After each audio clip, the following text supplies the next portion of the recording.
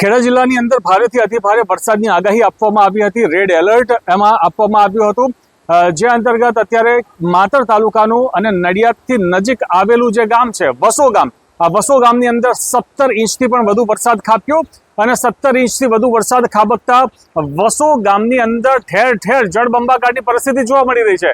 અત્યારે આપ જે જોઈ રહ્યા છો એ મેઇન બજાર વિસ્તાર છે વસો ગામનો, અને આ ઉપરાંત વસો ગામનું જે ઇન્દિરાનગરી વિસ્તાર છે, આ ઉપરાંત જે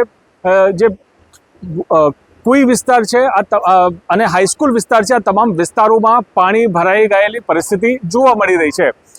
જે રીતે અહીંયાના સ્થાનિકો છે, સ્થાનિકો દ્વારા સ્થાનિકોને જ્યારે પૂછવામાં આવ્યું ત્યારે સ્થાનિકોનું સ્પષ્ટ કહેવું છે કે અત્યારે આ જે વરસાદ છે, વરસાદના લીધે જે પરિસ્થિતિ ઉત્પન્ન થઈ છે એ સૌ પ્રથમવાર પહેલીવાર આ પ્રકારની પરિસ્થિતિ અહીંયા ભરાઈ છે કે જેનાથી પરિસ્થિતિ ઉત્પન્ન થઈ છે કે જેનાથી આ પાણી અહીંયા ભરાયા છે અને પાણી અત્યારે તમામ જે વિસ્તારોમાં ભરાયા છે। આ ઉપરાંત જે પાણી છે એ પાણી વસો જે ગ્રામ પંચાયત છે તેમાં પણ પાણી ભરાઈ ગયા હતા। આ ઉપરાંત અન્ય અનેક લોકોના ઘરોમાં પણ પાણી ભરાયેલી પરિસ્થિતિ આ વસો ગામની અંદર જોવા મળી રહી છે।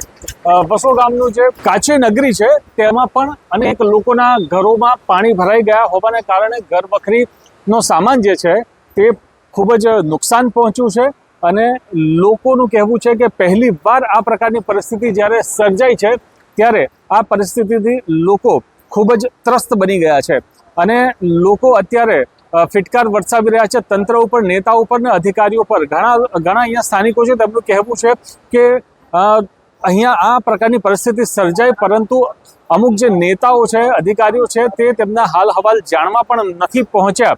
ત્યારે હવે આ જે પરિસ્થિતિ છે એ પરિસ્થિતિ સર્જાવાનું મુખ્ય કારણ શું છે અને કેટલા દિવસની અંદર, કેટલા સમયની અંદર આ જે પરિસ્થિતિ છે પરિસ્થિતિમાંથી છુટકારો મળશે તે બિલકુલ જોવાનું રહેશે।